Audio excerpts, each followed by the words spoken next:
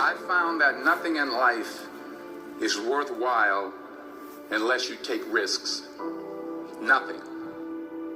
Nelson Mandela said, "There is no passion to be found playing small and settling for a life that's less than the one you're capable of living."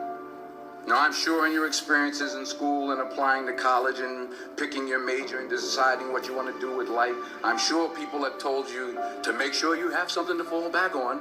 Make sure you got something to fall back on, honey. But I never understood that concept, having something to fall back on. If I'm going to fall, I don't want to fall back on anything. I want to fall forward. I figure at least this way I'll see what I'm going to hit. Without consistency, you'll never finish. So do what you feel passionate about. Take chances. Don't be afraid to fail. There's an old IQ test was 9 dots, and you had to draw 5 lines with a pencil within these 9 dots without lifting the pencil. The only way to do it was to go outside the box. Don't be afraid to think outside the box. Don't be afraid to fail big, to dream big. But remember, dreams without goals are just dreams. Reggie Jackson struck out 2,600 times in his career, the most in the history of baseball. But you don't hear about the strikeouts. People remember the home runs. Fall forward. Thomas Edison conducted 1,000 failed experiments. Did you know that? I didn't know that. Because the 1,001st was the light bulb. Fall forward. Every failed experiment is one step closer to success. You've got to take risks, and I'm sure you've probably heard that before, but I want to talk to you about why that's so important. You will fail at some point in your life. Accept it. You will lose. You will embarrass yourself. You will suck at something.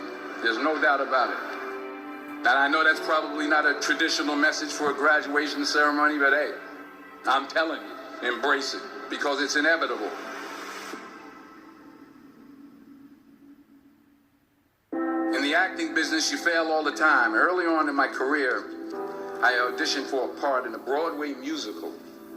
Perfect role for me, I thought, except for the fact that I can't sing.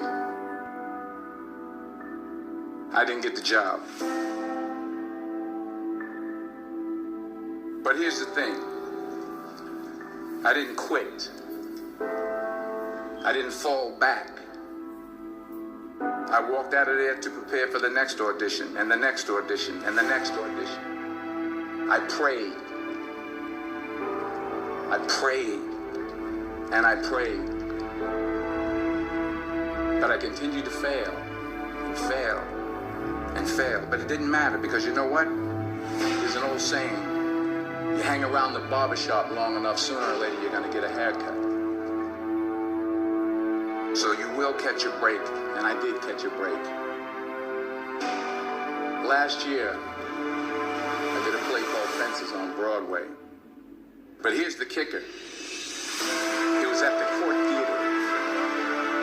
It was at the same theater that I failed that first audition 30 years prior.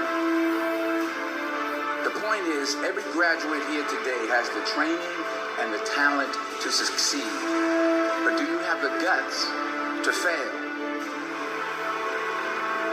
If you don't fail, you're not even trying.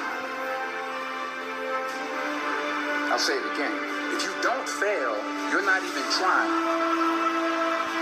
To get something you never had, you have to do something you never did. So imagine you're on your deathbed, and standing around your deathbed are the ghosts representing your unfulfilled potential. The ghosts that acted on. The ghost of the talents you didn't use. And they're standing around your bed, angry, disappointed, and upset. say, we came to you because you could have brought us to life, they say. And now we have to go to the grave together. So I ask you today, how many ghosts are going to be around your bed when your time comes?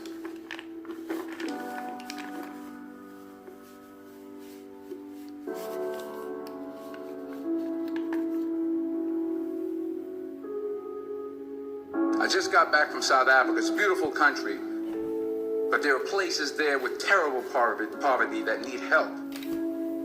And Africa is just the tip of the iceberg. The Middle East needs your help. Japan needs your help.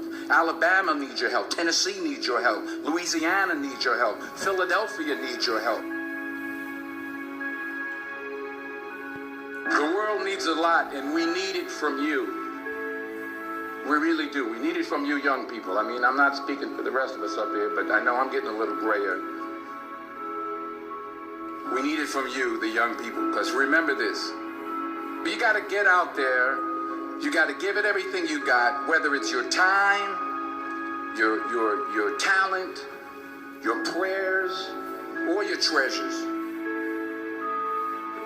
What are you going to do with what you have? I'm not talking about how much you have. Some of you are business majors. Some of you are theologians, nurses, sociologists. Some of you have money. Some of you have patience. Some of you have kindness. Some of you have love. Some of you have the gift of long suffering. Whatever it is, whatever your gift is, what are you going to do with what you have? All right, now here's my last point about failure. Sometimes it's the best way to figure out where you're going. Your life will never be a straight path. I began at Fordham University as a pre-med student. I took a course called cardiac morphogenesis. I couldn't read it, I couldn't say it, I sure couldn't pass it. So then I decided to go into pre-law, then journalism. And with no academic focus, my grades took off in their own direction. I was a 1.8 GPA, and the university very politely suggested that it might be better to take some time off. I was 20 years old. I was at my lowest point. And then one day, and I remember the exact day, March 27th, 1975, I was helping my mother in her beauty shop. My mother owned a beauty shop up in Mount Vernon.